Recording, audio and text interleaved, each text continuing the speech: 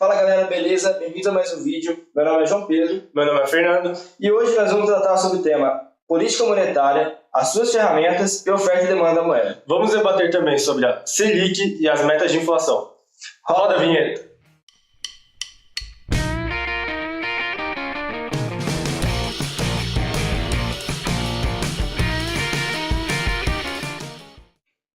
Então, galera, vamos falar um pouquinho sobre a política monetária. Enfim, o que é a política monetária? É um tipo de política econômica que controla a quantidade de dinheiro em circulação, como também as taxas de juros e o crédito de um país.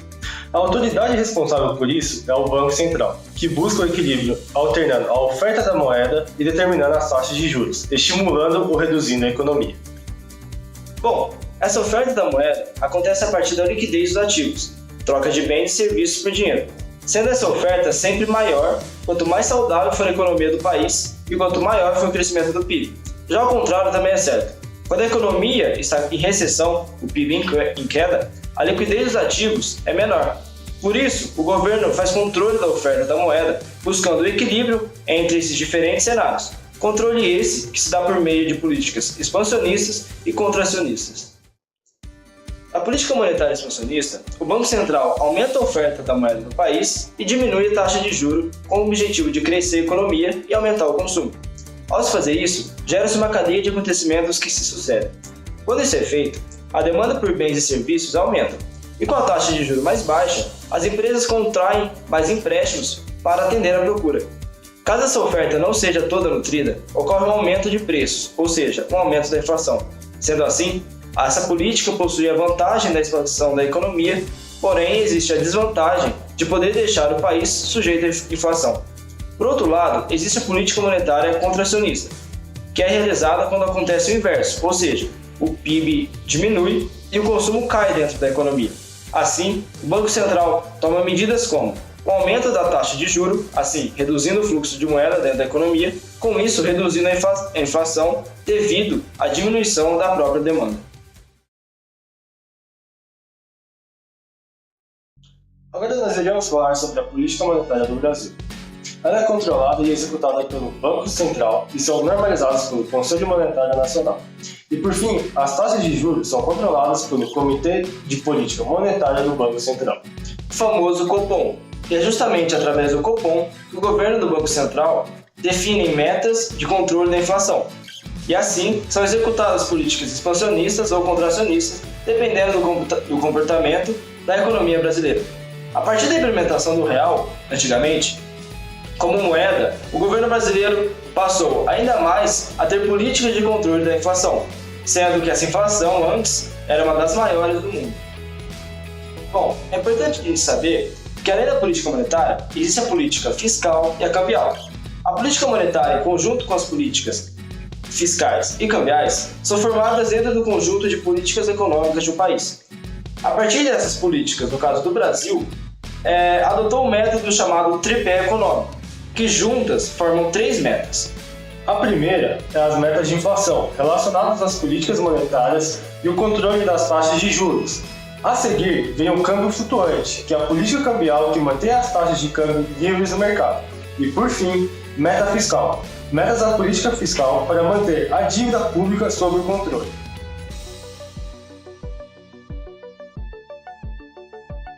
A respeito da atuação do governo sobre a quantidade de moeda, de crédito e das taxas de juros, possui instrumentos disponíveis para tal, e são as emissões, o Open Market, que é a compra e venda de títulos públicos, reservas compulsórias, percentual sobre os depósitos que os bancos comerciais devem reter ao Banco Central, a regulamentação sobre crédito e taxa de juros e redescontos, que é o empréstimo do Banco Central aos bancos comerciais. Bom, galera, agora para a gente entender mais sobre a oferta e demanda da moeda, nós precisamos entender primeiro a própria moeda. Ou seja, a moeda nada mais é que um ativo financeiro de aceitação geral garantido por lei. E podemos citar nela 3 funções gerais. A moeda é um meio de troca de fácil aceitação, por possuir liquidez imediata. Segundo, ela serve como um parâmetro de medida e unidade de conta. Por exemplo, um Fusca custa 5 mil e um Golf custa 50 mil. Ou seja, o Golf tem um valor maior que o próprio Fusca. E por fim, ela serve também como uma reserva de valor. A oferta da moeda é sinônimo de meio de pagamento, que é definido como estoque de moeda disponível para o uso da coletividade a qualquer momento, ou a liquidez imediata, que é expressa pela seguinte forma: M, que é o meio de pagamento, é igual a PP, moeda em poder público, mais o DV, que é o depósito à vista. Então, quando se altera esse saldo de meio de pagamento, é que vem a decisão de se criar ou destruir moeda. O Banco do Brasil possui o monopólio das emissões de moeda e deve estar pautado em um bom funcionamento da economia do Brasil. Exemplos de emissão e distribuição da moeda. Por exemplo, exportadores trocam dólares por reais do Banco Central, ou seja, é um caso de criação. Importadores compram dólares em reais, isso é um caso de distribuição de moeda. Sabemos que a moeda possui liquidez imediata, porém esse ativo financeiro, de tal forma, em espécie ou em conta corrente, por exemplo, não gera rendimento. Mas então, quais são os principais motivos para se demandar moeda? Bom, um deles é a transação, pois como falamos, a moeda possui liquidez imediata e tem aceitação em qualquer tipo de transação. Não dá para se pagar contas mensais com uma ação da Petrobras, por exemplo. A precaução é uma espécie de reserva de emergência, pois se você vier a precisar e não estiver disponível, teria que emprestar, e isso geraria juros e, consequentemente, prejuízo. E também vamos falar um pouquinho sobre a especulação, que é reservar o dinheiro no intuito de aproveitar possíveis oportunidades boas de investimento que pode gerar um rendimento satisfatório.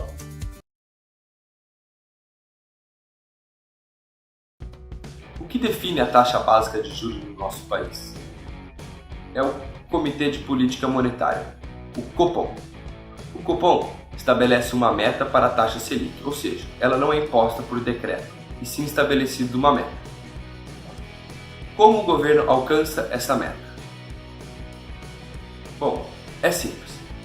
Usando as leis da microeconomia de oferta e demanda, com a emissão e a compra de títulos públicos, o governo regula a taxa Selic. Funciona da seguinte maneira: com a emissão de títulos públicos, o valor dela no mercado cai. Com o menor valor de títulos públicos no mercado, o retorno, que é pré-estabelecido, é maior, ou seja, tornando o investimento mais lucrativo. Através da compra de títulos públicos por parte do governo, ele tira esses títulos de circulação. Tirando os títulos de circulação, há menos títulos no mercado. Com menos títulos no mercado, os preços dos títulos sobem. E como o valor de restituição é pré-estabelecido, o rendimento do investimento é menor.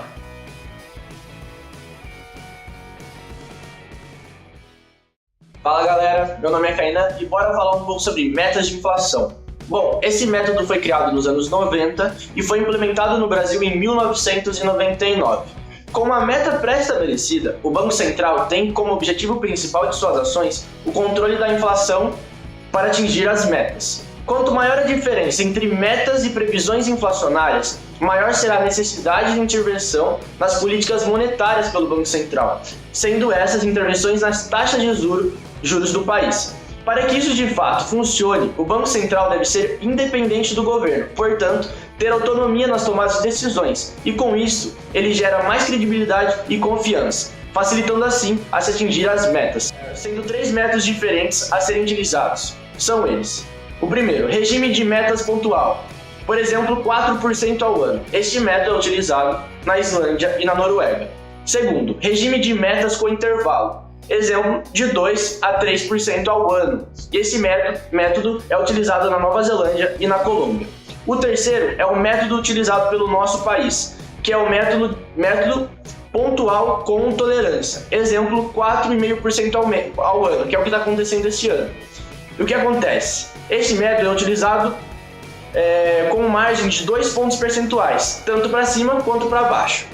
E caso o Banco Central não consiga atingir as metas, o presidente deste órgão deve prestar contas ao Copom, que é o órgão responsável por fiscalizar isto.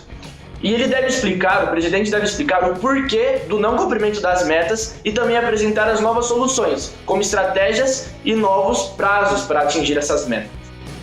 Fala, galerinha, obrigado pela atenção, pela paciência. Não esquece do joinha e valeu. Abaixo, deixe sua sugestão ou dúvida E até a próxima. Próxima.